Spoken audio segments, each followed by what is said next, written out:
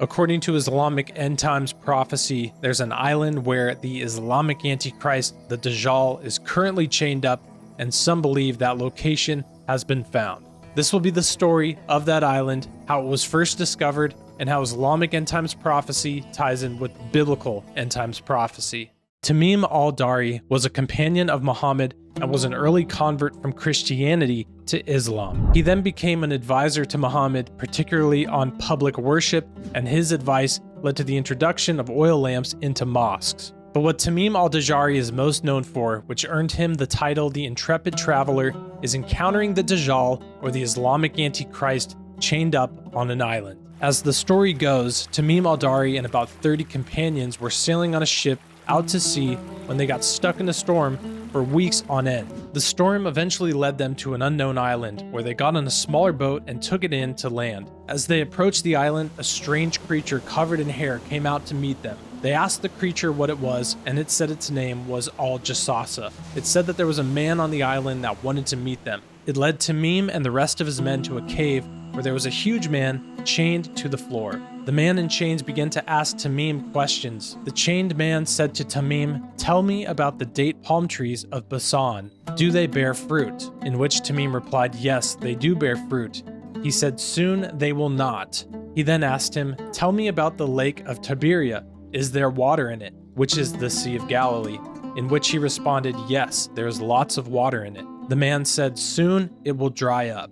After asking so many questions to the men, he then revealed, "I am the Dajjal. Soon I will be released and I will cause torment from town to town, but I will not be allowed to go into Mecca or Medina." As the story goes, when Tamim or Muhammad would recite this story, they would say that he is in the east. He is not in the Syrian Sea or in the Yemeni Sea, but in the east. Now, Tamim or Muhammad never gave an exact location as to which island this happened on. But if we look out to the east, not in the Syrian Sea, not in the Yemeni Sea, we see the island of Socotra, which is an island clearly in the east in the Arabian Sea. Now, this is a very strange island altogether. It's so desolate and so remote that many of the plants and animals that grow on this island are only grown and only found here. And the island of Socotra actually has ties to a history of legends of supernatural beings and supernatural phenomena happening there. The Socotra Island is in the Indian Ocean between the Horn of Africa and the Arabian Peninsula, and there's legends from this island that date back to ancient times. It's known as being a land of incense and myrrh with miracle aloes that would supposedly heal that Greeks and Romans were known for buying. Socotra was said to be a place of sorcerers, genies, and monsters. Even Marco Polo stated that its sorcerers were the most powerful in the world. It was said that Socotra was a land of flying snakes and that its mountains hid a phoenix nest and the equally large rock bird, a huge bird described by Sinbad the Sailor. There's also a large tree that grows on the island known as Dragon's Blood Tree, which is a strange looking umbrella-shaped tree, and when you cut the trunk and cut the sap from the tree, as you can see, it looks very similar to that of blood, and in ancient times they actually believed that it was dragon's blood within the tree. Now, why is this important and why does this matter? Well, I think there's a possibility that as the end times are moving forward, that we will see maybe other religions' prophecies being fulfilled to a certain degree as to leading the many people who believe in these things down to a road of acceptance to what we know will be the Antichrist that will come on the scene in the last days. And there's a few interesting things about Islamic prophecy as well as just the history of the Quran that I would like to point out.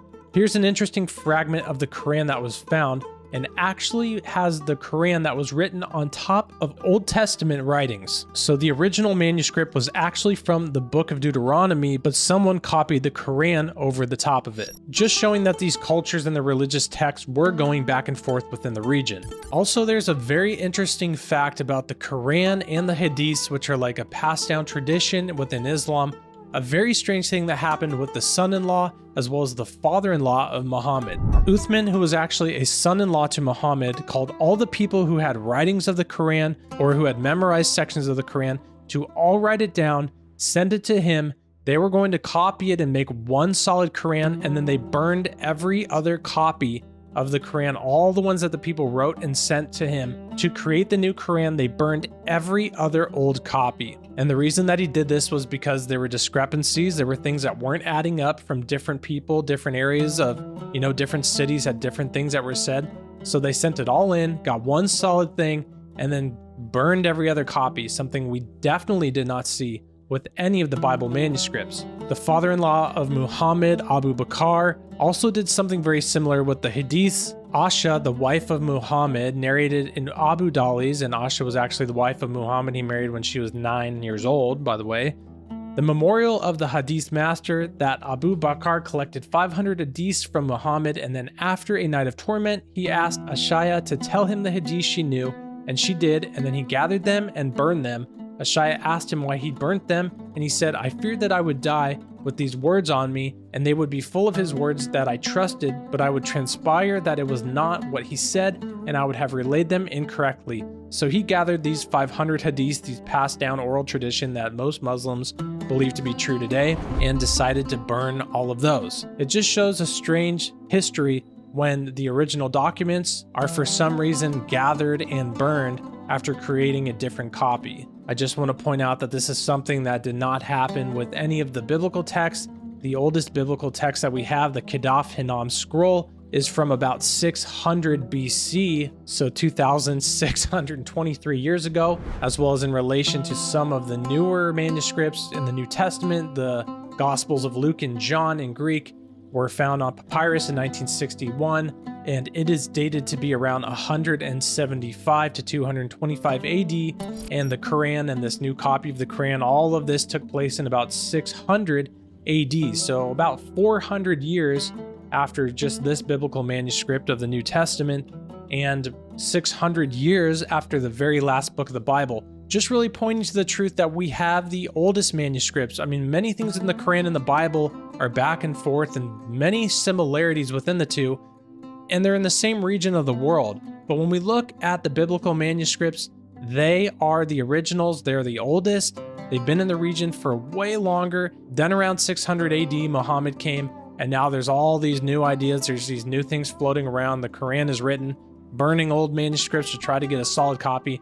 It's just not adding up. So look at the original manuscripts, the original stories. This is where we can find the truth of what was going on in the region. We can look at the original prophecies, study the biblical prophecies, and see how many of them have come true. They all have, written hundreds and hundreds and thousands of years before the Quran. We know the real Antichrist will come upon the earth, and he will deceive the whole world. And people need to be on alert for this. And I pray for the Muslims, the Jewish people, the Christians, the lost of the world, to get on track and to see these things for what they truly are, and to be ready for the deceptions when they come, because they're eventually going to be coming. 1 John 2 verse 22 says, "Who is a liar but he who denies that Jesus is the Christ? He is Antichrist, who denies the Father and the Son." Again, study the prophecies. All one has to do is study all the ancient prophecies, the messianic prophecies, what Jesus said he'd do. He fulfilled every single one. That proves he's from God. Then study what he said, the most documented person of antiquity, Jesus Christ, what he said when he was on earth. He said he was the Son of God, the Savior of the world, the Messiah, the only way to heaven. That's the things we need to study, not things that popped up later that were clearly taken from those original manuscripts and the original stories. Study the biblical manuscripts and the biblical prophecies of Jesus and what he said, and then we can see what's coming, what happened, what is, and what is truth. Revelation 17 verse 8 says, "The beast which you saw once was, now is not, and yet will come up out of the abyss and go to its destruction. The inhabitants of the earth, whose names have not been written in the book of life from the creation of the world, will be astonished when they see the beast, because it once was, now is not, and yet will come." This is the true Antichrist. He will mark people in their hand and their head with 666 or his name. It will be extremely clear when he comes, and he will only be against those who are believing and confessing that Jesus Christ is the only way to heaven. This will be a clear sign of what the Antichrist truly will be like. So I hope and pray that anybody who doesn't believe the truth of Jesus Christ, when they memorize these things, that what the Antichrist will do, if you don't look into the prophecies and study to seek the truth, At least memorize it and remember this. When the Antichrist comes and starts marking people with 666 in the hand and head and only persecuting those who believe in the truth that Jesus Christ is the only way to heaven, the Messiah, then you'll know that the biblical prophecies in the Bible were 100% accurate and 100% truth, and the way to heaven is through Jesus Christ. So seek Him, follow Him, put on the full armor of God every day, seek discernment and seek the truth, plead the blood of Jesus over you, your life, your family's life, and just trust in God and just in His ways in the times that we're in and the times that we're going in. Staying strong in the faith and in the spiritual warfare is a good, important thing to do. So thanks for watching. Let me know what you think in the comments. Interesting topics. I hope and pray again that those who believe, any Muslims or anybody watching this who believes in these stories, that they would just research and see what the Bible prophecies have to say about all this. Thanks for watching, and God bless.